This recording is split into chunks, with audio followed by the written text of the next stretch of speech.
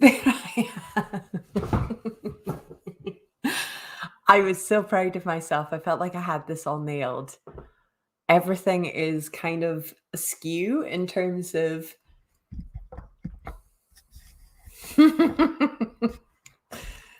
hello. So I'm like massive worlds of proud of myself for actually pulling this off. I decided this morning, right, today is going to be the day that I set up my live stream again, do my first live on LinkedIn. It's not my first live on YouTube. It's definitely my first live on Twitter since I only got my Twitter maybe about 2 days ago. But I think the best thing to do really is to just go in blind, just do it. Um, Last night, before I decided to do this live stream today, I was sitting there thinking about all the progress I've made, particularly in the last 2, 3 months. For those of you that don't know, 2.5 months ago, I was flooded out of my flat by an upstairs neighbor in the middle of December, 2 weeks before Christmas. And I had a huge fight on my hands to get us rehomed right before Christmas. So everything has been a bit wild. I'd actually laid down my business in the middle of last year. I was wanting to recover from the years gone by. Again, this is another story for another time. Long story short, in the last few weeks, I decided, right, okay, we're going to start everything up again. We're going to get going, but this time I'm going to build it exactly how I want it to be. And part of that is doing much more video sharing, much more writing, and showing up that way by creating. Now, what that has meant is that I have hit what what the live stream is actually called, people pleasing behaviors and emotional addictions and things that have needed to be broken and kind of endured to get to this point. I think anytime you do any kind of coaching or anything where you're teaching, it is really easy to become discouraged when people disagree with you. Now, because my profession is based in well-being strategy, so I've spent 14 years in the fitness industry, and then in postpartum depression, when the doctors wouldn't help me with my postpartum depression, I was sleeping 2 hours a night for about 7 months most nights. So 2 to 3 hours, and then the occasional 8 hour. And they wouldn't help me. I was a single mom. I'd been a single mom from pregnancy, and I'd lost both of my parents to addiction. And I had moved my life up from London to Aberdeen. And for some reason, the doctors had decided it's not classical depression, so we can't help you. I had even asked to be referred to like a mum and baby unit. Like I was desperate, and they wouldn't do anything except from give me tablets, which they had said, admitted that wouldn't work for me because it was about the situation that I was in. So long story short, I started putting everything that I could into my recovery, and I actually managed to heal that insomnia before I actually did get referred to a psychologist. And thus was born my fascination with trauma and the psychology and the sociology kind of side of things. Now, it's something that I've always done in my career. So when I was working in the fitness industry, I started back in 2008.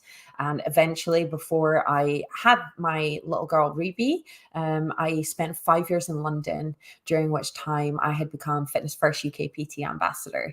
So I was able to do cool things like contribute to magazines like In Style, Women's Fitness, what else did I do? GQ, the Daily Mail, all these different things. But I also wrote the Royal Parks Half Marathon official coaching course, the pre-race prep.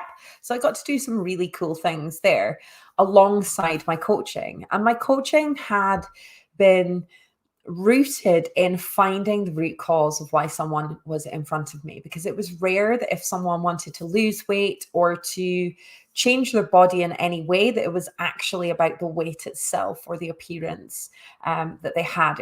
There was something deeper to it. So what I tended to do was I used to find out what it was that actually had led them to me in the first place. And the first thing we would do would be to find their passion, find their strength, and help them to take control of what they were doing. And then results kind of came by themselves. But yeah, what I have found most recently in the last couple of weeks. So last week I did a blog post, a newsletter on LinkedIn on coaching and the practice around coaching after having some difficult experiences myself with being pitched, but also from many of the clients that I've had in the past are people that didn't want a coach because they'd already had one and had a poor experience. And I'd mentioned something about being triggered to crying when somebody doesn't know when to stop. That's something that will continue on, and I have experienced that myself as well. So I've ruffled some feathers with that blog post, and there's going to be another one coming out tomorrow. It's almost finished, not quite. And I'm glad that it has ruffled feathers, because this is something that we need to not be people pleasing around. It's something that we need to be asking ourselves questions rather than just blindly investing in something, especially when it comes to your physical and mental health. You need to feel really comfortable and be armed with enough information where you can sort of say, okay, this is exactly what I'm looking for, and this is the support that I need. Because at the end of the day, there are so many different amazing professionals out there. There's somebody that is going to fit you perfectly, but the only way that you're going to have that is if you're able to ascertain what it is exactly that you're looking for, but also have the boundaries to understand what is not okay. And I have been working on this personally for 4 years now. So 3 years ago, I actually had been following an account on Instagram, and they talk a lot about healing and trauma and things like that. And I realized that I didn't really understand what the concept of boundaries was, which meant that not only did I not hold boundaries to sort of protect myself, but it also means if you don't have those boundaries that sort of protect you, you probably cross other people's boundaries as well. So this is something that's really, really important, that you have to kind of understand what is okay and what is not. And that was the purpose essentially of that article there. Now, so why did I pick people pleasing and emotional addictions for the introduction to this particular live? Well, even a few months ago, that kind of kickback that I got, so posts or comments or DMs where I kind of got the impression that people thought, Amanda thinks she's better than everyone else, so she wants to, all these different things. That's enough for me to normally go, oh, I must be wrong. Shut down. And this has been something that in the last 2 years in particular on LinkedIn. So I've been active really on LinkedIn for 2 years intermittently. And the reason for the intermittence with it has been that anytime anyone has come to disagree with me, I thought, oh, I must be doing something wrong. I need to make myself smaller and hide away.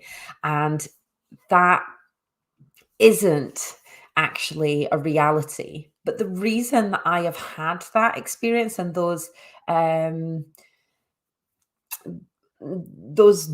desires to sit down when someone disagrees with me is because of experiences that I've had growing up. And again, into that postpartum depression where I asked for help from people close to me, from professionals, and I was told, no, you were wrong. You were creating a fuss out of nothing, which is, gaslighting.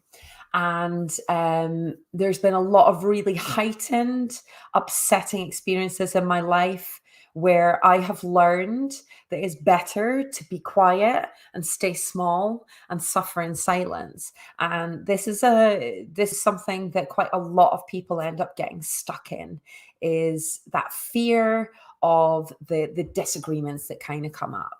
So I thought it'd be really important, or good for me to come out and say, this is something that, though I've been a coach for a very long time, is something I have to work continually on and will continue to do something.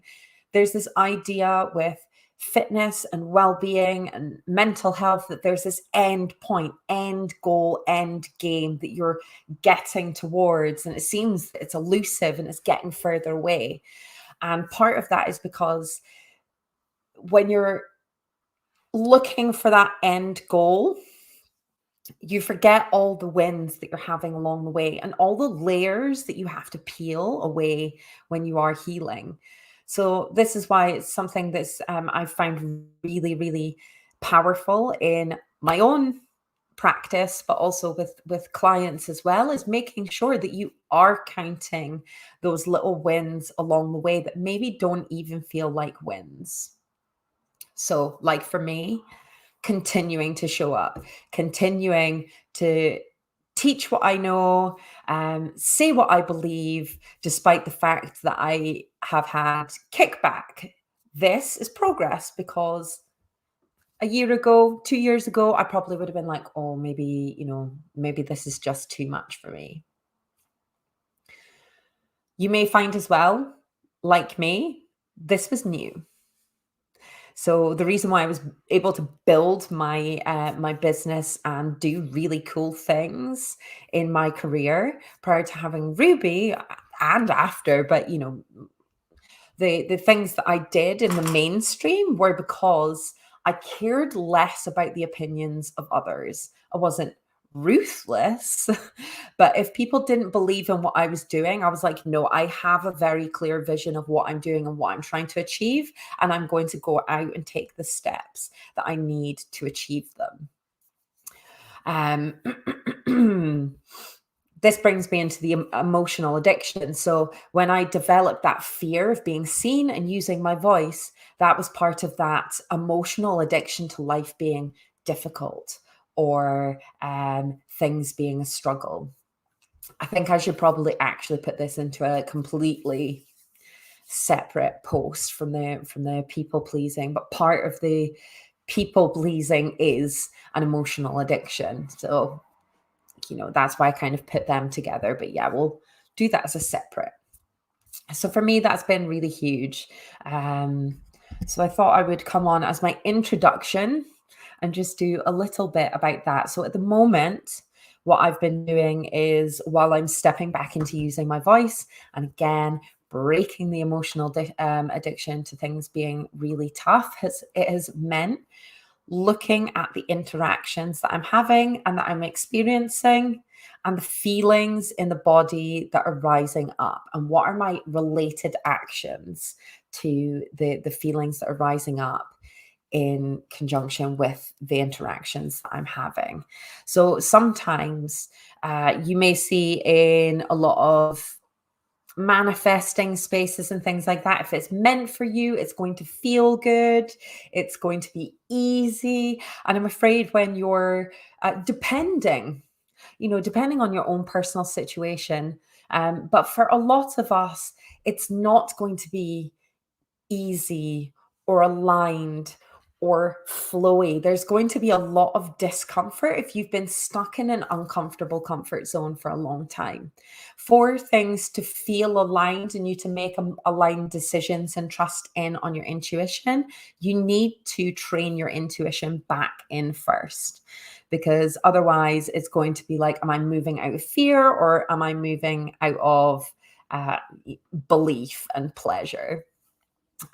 So these are things that I'm going to end up looking at over time. Again, I think I will pick one topic for each live, and I'll ask people what it is that they're actually wanting to see and learn from me going forwards.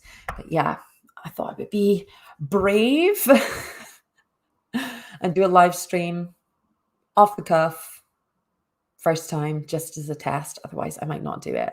So yeah, we've hit LinkedIn, YouTube, and Twitter in one go. Not too bad. So I might add Facebook in there as well. But yeah, any questions that anybody has around any of this, you can drop me a message at LinkedIn. And yeah, let me know what you would like to see. Have a good day.